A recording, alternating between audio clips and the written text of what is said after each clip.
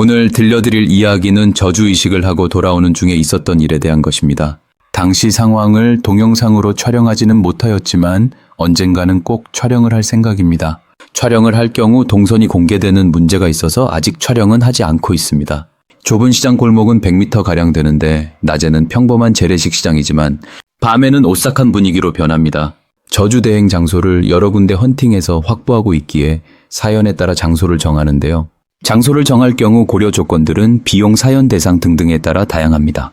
오늘은 이런 이야기를 들려드리겠습니다.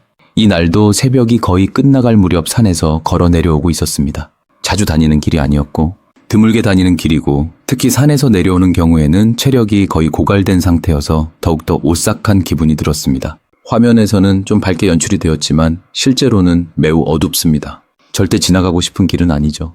하지만 다른 길은 없어서 어쩔 수 없이 지나가야 하는 길입니다. 이 일을 하면 여러 가지 어려움이 많은데 이런 환경도 그 중에 하나이기도 합니다. 남들 다 잠잘 때 홀로 저런 길을 지나가야 하는 상황은 절대 행복한 상황은 아니죠.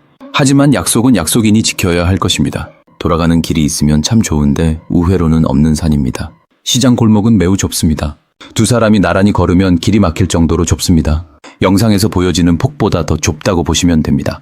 특히 새벽에 모든 점포에 불이 꺼진 환경에서는 착시 현상인가 할 정도로 점포 너머로 사람 얼굴이 종종 보이기도 합니다. 하지만 보는 것이 믿는 것이라고 하죠. 분명 사람 얼굴을 불 꺼진 점포 너머로 보면 그건 귀신인 것입니다. 저는 개인적으로 여러 번 목격했습니다. 시장 골목은 왜 귀신들이 자주 목격되는 걸까요? 늘 그런 생각을 하곤 합니다. 실제 시장 골목은 영상과는 많이 다릅니다. 본 영상은 연출을 해본 영상인데요. 실제로는 많이 느낌이 다릅니다. 그 점 참조 부탁드립니다. 실제 이 골목을 한번 경험하고 싶은 분이 계시다면 문자 또는 카톡 보내주세요. 아마 새벽에 이곳을 지나치시면 귀신을 볼 확률이 높은 곳이라는 것을 경험하게 되실 겁니다. 실제 시장 골목은 바닥이 그냥 흙이 굳어진 땅이 섞여 있고 등산객들이 많이 다니며 카페도 있고 식당도 있는 골목입니다. 매우 좁습니다. 여기 찾아가는 방법은 매우 쉽습니다.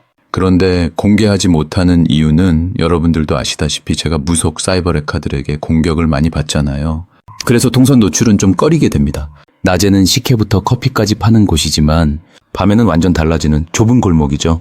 버스에서 내려서 조금만 이동하면 두 갈림길이 보이고 산으로 들어가는 방향 표지판을 따라 가다 보면 좁은 시장 골목이 탄환합니다. 마치 저승에서 사자들이 장을 보는 곳인 것처럼 느껴지는 곳이죠.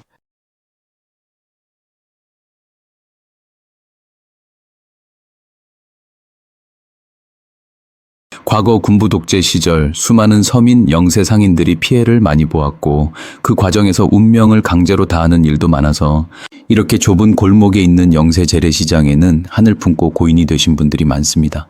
그것은 시대적인 아픔이고 희생이기도 합니다. 갑질이 횡행하던 전통 재래시장.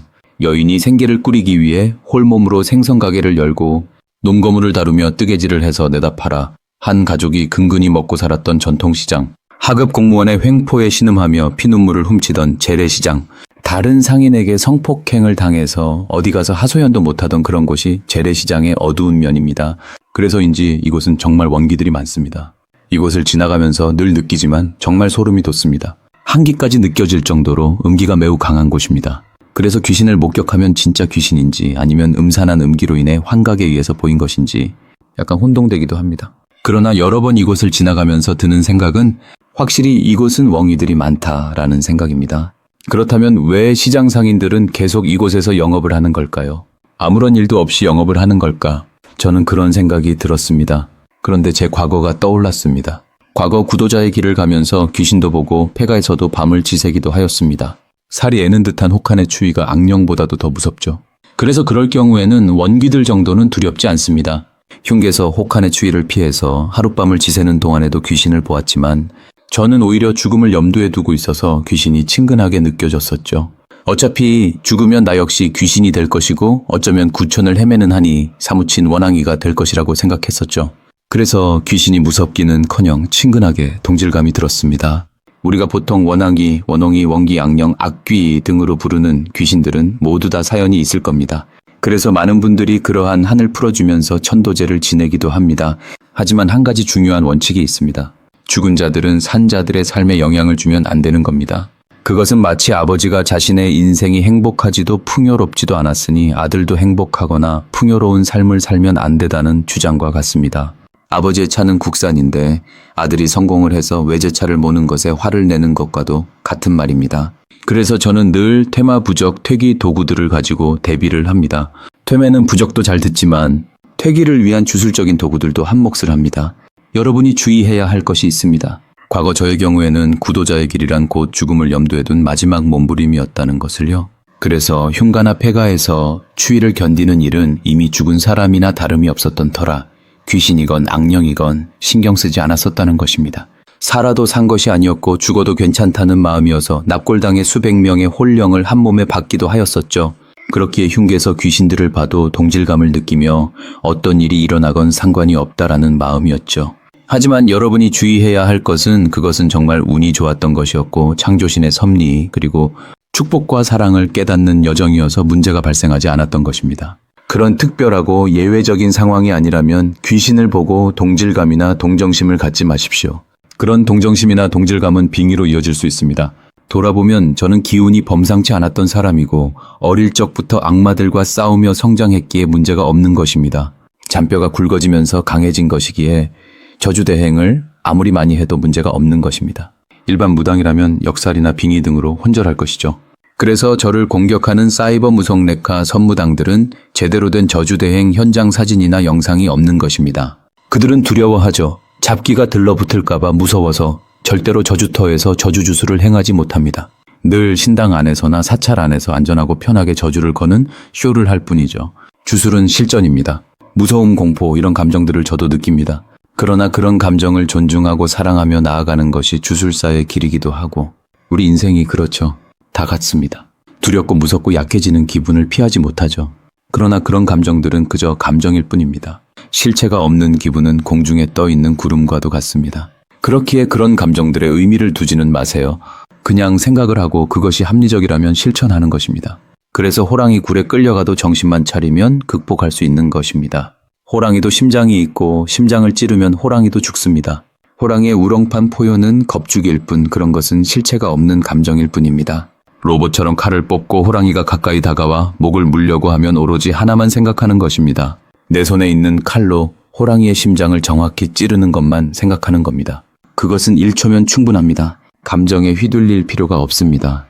호랑이에게 날카로운 송곳니가 있다면 나의 손에는 호랑이를 한 번에 죽일 수 있는 단도가 있는 것이죠. 주술은 인생입니다. 인생은 주술과도 같습니다. 우리 인생이 아무리 힘들어도 지옥보다는 저승보다는 나을 것입니다.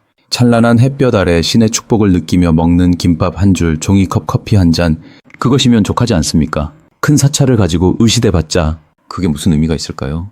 비싼 외제차를 몰고 수십억 아파트에 사는 사람도 결국은 영적인 성장을 위해 살아야 하는 것입니다.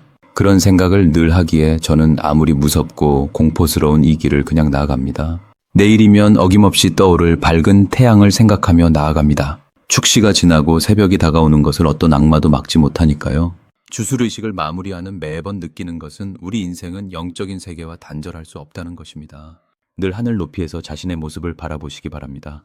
인간은 늘 눈앞의 이익과 이해관계에 눈이 쏠려 있어서 멀리서 자신을 바라보지 못하고 있습니다. 신의 마음을 헤아린다고들 하지만 극소수만이 높은 하늘에서 자신과 둘러싼 환경을 바라보고 있습니다. 눈 높이에서만 바라보면 어느 순간 분노, 질투, 시기, 탐욕, 욕망 등에 의해 잠식됩니다. 신을 믿는다면 신의 시선에서 여러분을 바라보십시오. 당장은 눈앞에 보이는 것이 전부일 것 같고 그것이 가장 중요하게 느껴질 수 있습니다. 그러나 저 하늘 위에서 신의 시선으로 나를 바라보면 아마 무엇이 가장 소중한지 바로 아실 수 있으실 겁니다. 제가 깨달음에 이르고 난 후 알게 된 것은 바로 이런 것입니다.